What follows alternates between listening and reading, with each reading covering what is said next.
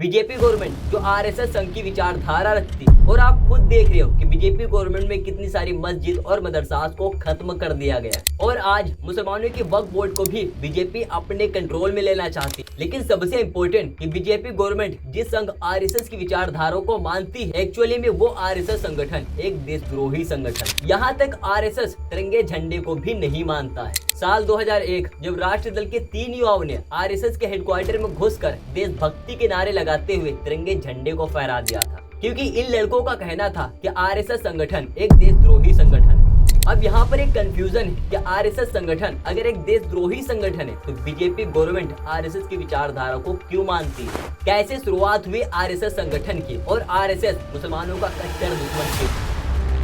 Doctor हगड़ेवार ये पहले एक पक्के कांग्रेसी थे जो गांधी की विचारधारा के एक नेता थे, लेकिन बाद में इनको ऐसा लगने लगा कि गांधी और कांग्रेस हिंदुओं के खिलाफ है और हिंदुओं से ज्यादा मुसलमानों की एक खैर ख्वाह है, और इसी वजह से हगड़ेवार ने कांग्रेस को छोड़ दिया और फिर हिंदुओं को आपस में जोड़ने के लिए, भारत पर हिंदुओं का कब्जा करने के लिए नागपुर महाराष्ट्र में एक संगठन की शुरुआत हुई, जिसे आज के टाइम पर आरएसएस के नाम से जानते हैं। आरएसएस की विचारधारा एक कट्टर ब्राह्मण की विचारधारा है, जिसमें ब्राह्मण को ही सर्वश्रेष्ठ माना जाता है। सारी सत्ता, कंप्लीट लीडरशिप, नियम कानून सब कुछ ब्राह्मणों के ही हाथ में होना चाहिए। आरएसएस मनुस्मृति के हिसाब से कंप्लीट देश को चलाना चाहता है। आरएसएस 2 अहम टारगेट्स पर काम करता है। पहला, देश को अखंड भारत बनाना। सेकेंड, देश पर हिंदुत्व का राज कायम करना। साल 1920 जब फर्स्ट वर्ल्ड वॉर हुआ था, उस टाइम अंग्रेजों ने सल्तनत उस्मानिया के टुकड़े कर दिए थे और खिलाफत के निजाम को खत्म कर दिया था, और इसी वजह से हिंदुस्तान में मुसलमानों ने अंग्रेजों के खिलाफ धरना प्रदर्शन करना शुरू किया।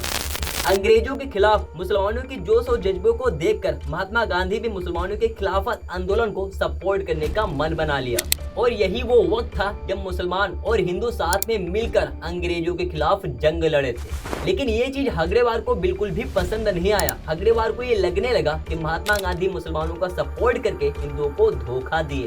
इसके बाद साल 1923 में हगड़ेवार ने सावरकर की किताब हिंदुत्व को पढ़ा। फिर साल 1925 में रतनगिरी जेल में बंद सावरकर से मिलने के लिए हगड़ेवार पहुंच जाते, और फिर कंप्लीट मुसलमानों के खिलाफ हिंदुओं का एक संगठन बनाने को सोचा, जिसका नाम आरएसएस रखा गया। साल 1927 अब तक 100 कट्टर हिंदू इस आरएसएस संगठन से जुड़ चुके थे। तब हगड़ेवार ने जानबूझकर मुसलमानों को उकसाने के लिए एक प्लान बनाया। हगड़ेवार ने अपने 100 कट्टर हिंदुओं को एक धार्मिक जुलूस में शामिल किया और फिर मुंबई की मस्जिदों के सामने जाकर ढोल बजाने लगे। मुसलमानों के खिलाफ भड़काऊ नारे लगाना शुरू कर दिया, और ये माहौल इतना बिगड़ गया कि दंगे भी स्टार्टअप हो गए। आज भी मस्जिदों के सामने हिंदूवादी लोग ऐसा करके दंगा भड़काने का काम करते हैं, और ये तरीका हगड़ेवार का दिया हुआ है। लेकिन इस घटना के बाद आरएसएस को और भी ज्यादा बढ़ावा मिल गया, और देखते ही देखते बहुत सारे कट्टर हिंदू आरएसएस संगठन से जुड़ने लगे। जब आप आरएसएस का इतिहास पढ़ोगे तब आप जान पाओगे कि आरएसएस ने ना तो कभी अंग्रेजों के खिलाफ प्रोटेस्ट किए, ना ही कभी आंदोलन किया। यहाँ तक आरएसएस ने अंग्रेजों के खिलाफ लड़ने वाले स्वतंत्रता सेनानियों का भी विरोध किया था। हगड़ेवार ने कहा था कि आरएसएस एक सामाजिक संगठन है, ना कोई पॉलिटिक्स संगठन, इसलिए आरएसएस अंग्रेजों के खिलाफ नहीं लड़ेगा। जब भारत का बच्चा बच्चा अंग्रेजों के खिलाफ लड़ रहा था, भगत सिंह, अशफाकुल्लाह खां जैसे स्वतंत्रता सेनानियों को फांसी पर लटकाया जा रहा था, अंग्रेज भारत के लोगों को गोलियों से भूंज रहे थे, उस टाइम आरएसएस अंग्रेजों के साथ खड़ा। आरएसएस के बयानों में हिंदू खतरे में है, ये वाला नैरेटिव रहता है, ना कि अंग्रेजों से हमारा भारत खतरे में। कांग्रेस ने 26 जनवरी 1913 के डे को आजादी का दिन घोषित किया था, लेकिन आरएसएस ने इस दिन को सिर्फ एक बार ही सेलिब्रेट किया था, लेकिन इसके बाद सेलिब्रेट करना छोड़ दिया। साल 1913 जब महात्मा गांधी ने अंग्रेजों के खिलाफ सत्याग्रह आंदोलन को छेड़ दिया, जिसमें लाखों मासूम भारतीयों ने हिस्सा लिया, लेकिन हगड़ेवार ने आरएसएस को इस आंदोलन में साथ देने से साफ इनकार कर दिया। उन्होंने हर जगह एक खबर फैला दी कि आरएसएस सत्याग्रह आंदोलन में अंग्रेजों के खिलाफ खड़ा नहीं होगा। साल 1914 जब आरएसएस के second man leader MS Golwalkar ने ये तक कह दिया कि अंग्रेजों से लड़ना ये कोई देशभक्ति नहीं है। साल 1942 जब गांधी जी की लीडरशिप में भारतीयों ने अंग्रेजों के खिलाफ भारत छोड़ो आंदोलन की शुरुआत की थी, जिसमें 10,000 से प्लस भारतीयों ने देश की आजादी के लिए अपनी जान तक कुर्बान कर दी थी। लेकिन आरएसएस ने भारत छोड़ो आंदोलन का भी विरोध किया था।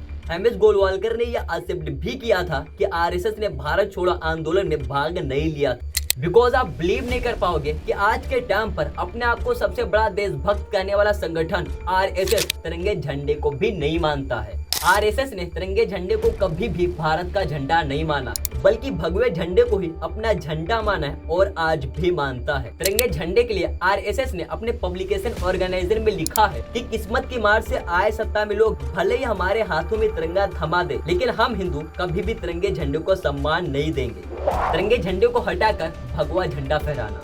आप इस बात से आरएसएस की सोच का अंदाजा लगा लीजिए कि आरएसएस ने अपने नागपुर हेडक्वार्टर में सिर्फ 2 बार तिरंगे झंडे को फहराया है। पहली बार 14 अगस्त 1947 को और दूसरी बार 26 जनवरी 1915 में। लेकिन इसके बाद आरएसएस ने कभी भी तिरंगे झंडे को नहीं फहराया। साल 2001 जब राष्ट्रदल के 3 युवाओं ने जबरदस्ती नागपुर हेडक्वार्टर में घुसकर देशभक्ति का नारा लगाते हुए तिरंगे झंडे को फहरा दिया था, क्योंकि इन नौजवानों का कहना था कि आरएसएस संगठन एक देशद्रोही संगठन है, क्योंकि ये तिरंगे झंडे को नहीं मानता।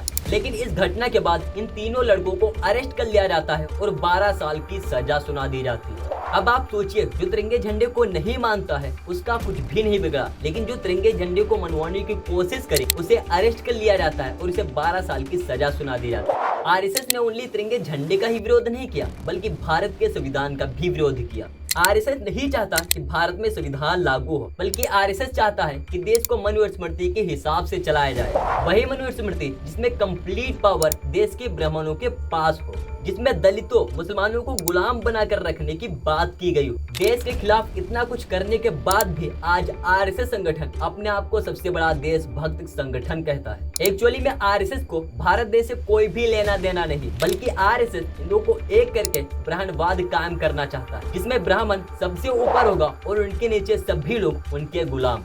आरएसएस कैसे काम करता है? आरएसएस जिसमें सबसे बड़ा लीडर होता है उसे कहते हैं सर्व संघ चालक।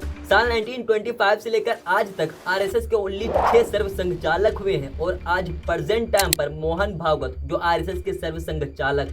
आरएसएस में एक पद होता है प्रचालक, जो जगह जगह पर जाकर आरएसएस की विचारधारा का प्रचार करता है। और इन प्रचारक की एक खासियत होती है कि ये लोग आरएसएस के लिए अपना घर अपना परिवार सब कुछ छोड़ देते। अटल बिहारी वाजपेयी यहाँ तक पीएम नरेंद्र मोदी भी कभी आरएसएस के प्रचारक हुआ करते थे। और यही वजह है जिसके चलते पीएम मोदी ने अपनी पत्नी को बिना तलाक दिए ऐसे बेसहारा छोड़ दिया था। आज कंप्लीट भारत में आरएसएस के 60,000 से प्लस ब्रांचेस है। कहने को तो आरएसएस में हिंदुओं को योगा, आत्मरक्षा और देशभक्ति सिखाई जाती है, लेकिन एक्चुअल में आरएसएस की ब्रांचेस में मुसलमानों को कैसे मारा जाए, मुसलमानों को देश से कैसे बाहर किया जाए, कैसे मुसलमानों की मस्जिद और मदरसास को तोड़ा जाए, ये सब सिखाया जाता है। आरएसएस अपने मकसद के लिए इतनी कड़ी मेहनत कर रहा है कि आज के टाइम पर 12,000 से प्लस आरएसएस के स्कूल हैं, जिसका नाम Vidya Bharati public school. RSS 1915 तक एक नॉन पॉलिटिकल संगठन था, मतलब आरएसएस का कोई भी पॉलिटिकल पार्टी नहीं थी। लेकिन देश की आजादी के बाद आरएसएस को कांग्रेस से लड़ने की जरूरत महसूस हुई। साल 1915 में आरएसएस के प्रमुख गोलवालकर, आरएसएस के बड़े नेता श्यामा प्रसाद मुखर्जी, दीनदयाल उपाध्याय, बलराज मधुक, अटल बिहारी वाजपेयी से मीटिंग की। फिर आरएसएस की एक पॉलिटिकल पार्टी बनी जिसका नाम भारतीय जनसंघ रखा गया। और फिर साल 1918 में इस भारतीय जनसंघ को भारतीय जनता पार्टी में कन्वर्ट कर दिया गया। और यही वजह है कि आज बीजेपी गवर्नमेंट के दौर में इतनी ज्यादा धार्मिक नफरत फैल रही है, क्योंकि बीजेपी गवर्नमेंट के पीछे कंप्लीट खेल आरएसएस खेलता है। हिंसा और दंगे के पीछे आरएसएस। अब ये बात आपको सबको पता है कि जब भी मस्जिद, मदरसा या भी कोई धार्मिक वायलेंस होता है तो उसमें आरएसएस जरूर ऐड होता है, वो चाहे डायरेक्टली हो या फिर इनडायरेक्टली। आज भारत का कंप्लीट सिस्टम आरएसएस के हाथों में है। साल 1984 में आरएसएस ने एक बजरंग दल नाम का संगठन बनाया था, जो सिर्फ मुसलमानों के खिलाफ हिंसा फैलाने, मस्जिद मदरसाओं पर अटैक करने का काम करता है। गुजरात 2002 के दंगों पर न्यूयॉर्क की ह्यूमन राइट्स वॉच ने एक रिपोर्ट पब्लिश की थी कि गोधरा कांड के बाद फैली हिंसा में बीजेपी, बजरंग दल, विश्व हिंदू परिषद, आरएसएस सीधा शामिल थे। साल 2008 उड़ीसा में ईसाइयों के खिलाफ दंगा भड़काने के पीछे भी आरएसएस ने ही साजिश की।